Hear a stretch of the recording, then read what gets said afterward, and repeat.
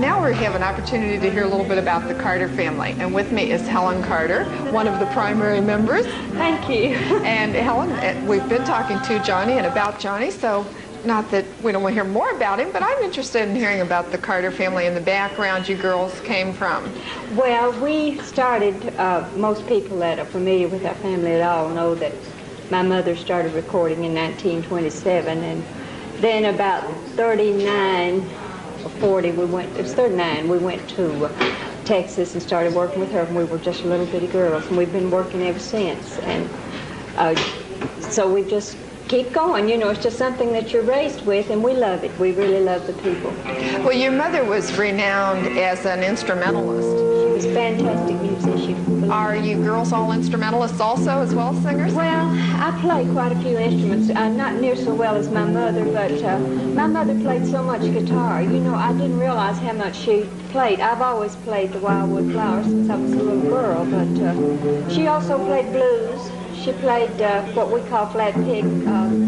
Mother called it a braille pig, but I think they call it something else now. But anyhow, she played a lot of single string things, but bluegrass kind of. But Mother did an awful lot of guitar playing, and believe me, I'm finding out just how much she played by trying to learn some of it. You can appreciate her talents even more. I really can, and the auto harp, I love the auto harp, and I've only worked a little with it. June plays it on the show, though.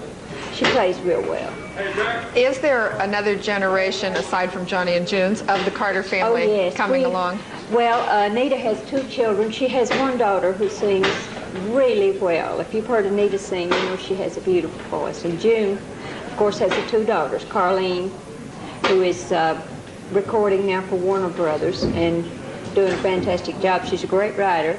And then there's Rosie, her daughter, who travels with us occasionally. And then I have 3 sons, and, well, they're all musical, but right now they're not working. But one of my sons well, in fact, 2 of them worked an album with us. It's Carter Family 3 Generations, while Mother was still alive. Mm-hmm. And there's quite a bit of talent, and I believe eventually it'll all come out and come back together as a family again. We hope so someday.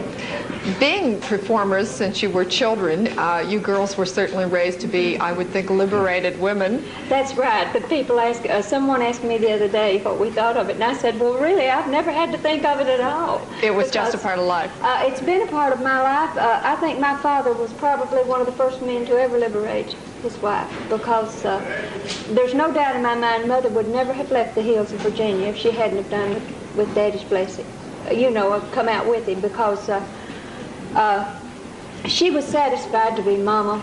She was always a mother to us in every sense of the word. I mean, she did our ironing. She made our clothes. She saw that our hair was combed. She drove the cars. She put the shows on. She taught us everything we know, really. And in the background, there was always our Daddy, because we knew he was behind us every step of the way. And I think this is the very reason my mother was able to accomplish what she did in her lifetime, really. Is it difficult for you girls, being the prominent show people, in your own marriages, where it's different? The husband didn't quite take the wife along. Well, my husband, thank goodness, seems to understand real well. We just celebrated our 29th anniversary, and we had 4 boys, and he has never stood in the way of my working, and I'm really thankful for that, because he knew when he married me that was my life, and he's never dictated to me. He isn't in the business. He's worked with several entertainers as a pilot, and he's a pilot and owns his own business now back in Nashville, but he doesn't go with me as much as I like. But he's really been really great about it, believe me. In John's book, he attributes so much of his Bible learning from your father. He said Pop Carter taught him everything about the Bible. My father, someday there really should be a book written about my father, because I don't know how familiar you are with our family, but my daddy was a remarkable man, a very brilliant man. He was a Bible scholar. It's an unbelievable Bible scholar, really, and he had thousands of books on the Bible. And on top of this, back in when we were little girls, there was no electricity in Fort Valley, so my daddy put the first electricity in that part of the country. But this was the kind of man he was. He wanted to touch everything, and he could wire a house and put electricity in a house as good as he could fix a radio or a television. He was a railway mail clerk until 1943, and he had a health retirement. But Daddy was never idle. He enjoyed landscaping. He was, as I said, a scholar, a real brilliant man, and I think one of the finest men, not because he's my daddy, but because he was just a great human being. And of course, if you knew my mother, she was an exceptional woman too. And I don't know whether you ever met Mother. No, I never met either one of them. Believe me, there's no way, I don't think any of us would ever be able to even begin to start to follow in her footsteps as far as film in any way, because she was a remarkable woman, really. Well, I was impressed when I read that when John was going through his really difficult times, that both your parents, as well as June, came to his help, lived under perhaps not the most desirable conditions, so that they would be there if he needed them. They had a lot of faith in him. They really did. And my daddy, if you'd known my father, we were brought up very strictly, very strict.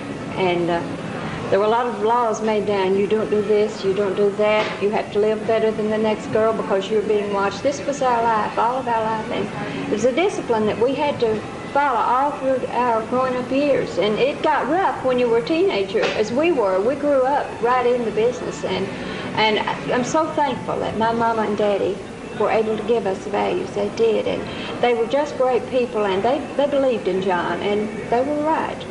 And in fact, we know they were right. Everyone does now, but they were just fantastic people. I'm awfully proud to say that I had a mother and father like I did. And wasn't there any sister rivalry with June becoming Mrs. John Carter and John Cash and moving up to the forefront a bit? You know, so many people, everybody knows who June is. And they all know Anita. My sister Anita, anybody who's familiar with our family knows she has this beautiful voice, perfect pitch, everything, you know. And we never had that kind of rivalry in our family because Daddy, the first thing he instilled in us was the value as a family unit. You know, he said, what you put in the show together, you get out together. And if one of you sings better than the other, this is something I guess we learned at a young age, and I'm really thankful for it. We never had that. We've never had, as far as I know, I would say that we have never let the sun set on any kind of disagreement between us in all the years we've been together, because we were raised that way. So his philosophy was if one excels, it benefits the whole group or one unit. It's for all. And he used to tell us, girls, remember, you take one stick by itself. It can be broken, but you put four together. This was Mother June Niederman. You cannot break it.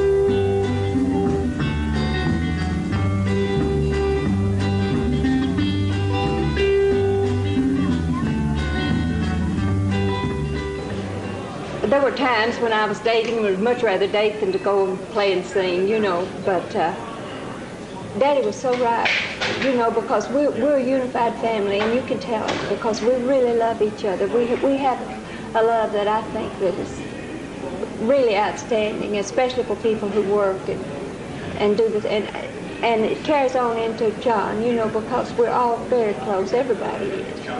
Now, with hindsight, it's easy to say that those years of performing as a child were good for me and I enjoyed it, but there were resentments at certain times. Oh, I remember a couple of times when I would say, why do I have to work all the time? Why can't I go to this place, go to this prom, or go to this dance or something? Daddy said, no, you have to work. And there were times that I would say, oh, I just wish I didn't have to work tomorrow, but I tell you, we were disciplined to such an extent that even if I was ill and unable to go to work, I would lay in the bed wide awake and feel so guilty because I wasn't there doing my part. Because I played the lead instruments. See, I play accordion, guitar, piano, a little bit of auto harp, a lot of instruments, and I always played the lead on the accordion back in the years when Chet Atkins was working with us. And I sung all the parts, and if one was out, I could usually cover them. But I guess I had a real strong sense of what was expected of me, being the oldest girl, which I am, by the way. I'm sure you guessed that.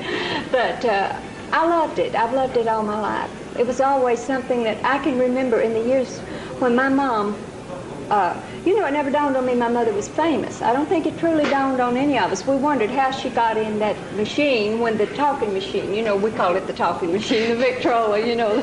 We wondered about it. And but it never dawned on us she was any more than our mother, because there was no difference at home, none whatsoever. She only, when she left the country, she was gone like 3 seasons. There was always our grandmother or our aunt with us, and then we traveled with her when we could. And we started when I was 12 years old.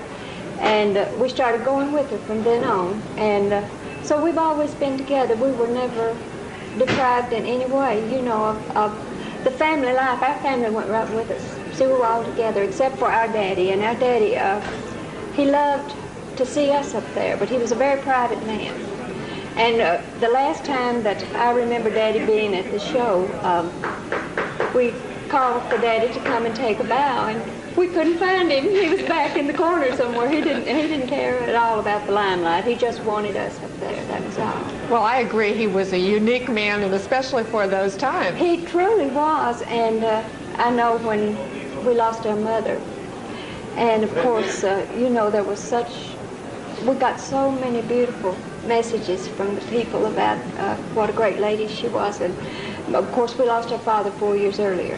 And all of us at that time, I think every one of us was very conscious of what Daddy must be thinking, how he would feel if he could just see what an impression his May, which is what he called Mother, was May, what his May had really left behind her, you know. And he seemed to be very satisfied just knowing that she had done that, because he knew she was a remarkable woman, you know. Well, I think you touched upon something that perhaps you might make your next project, is writing a book about your father. Oh, you just can't believe some of his. He learned to water ski at 58. He drove a Ford GT with 4 in the floor when he was 75. He was a very young man, you know, always right up to the end of the show. Great man, really. Well, if you ever come out with the book, we'll be sure to buy it. I appreciate that, and I will really think about that. And Helen, we appreciate you sharing your time with us before the concert tonight. Thank you so much. Thank you so much. It's been great.